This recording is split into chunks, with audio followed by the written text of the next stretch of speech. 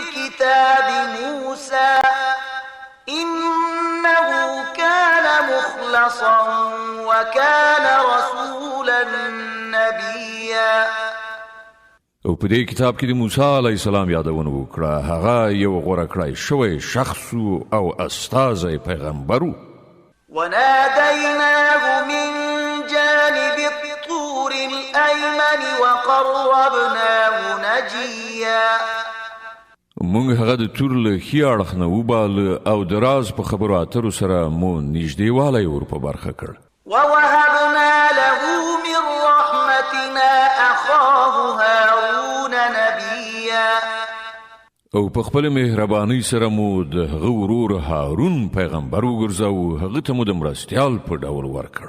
واذكر في الكتاب إسماعيل إنه كان صادق الوعد وكان رسولا نبيا. او په دې کتاب کې د اسماعیل یادونه وکړه. هغه په وعده کې ریښتونی و او خاص استازی پیغمبر و.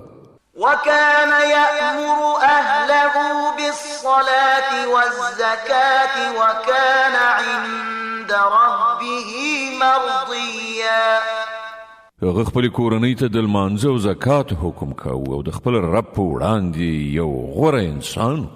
واذكر في الكتاب إدريس إنه كان صديقا نبيا ورفعناه مكانا عليا.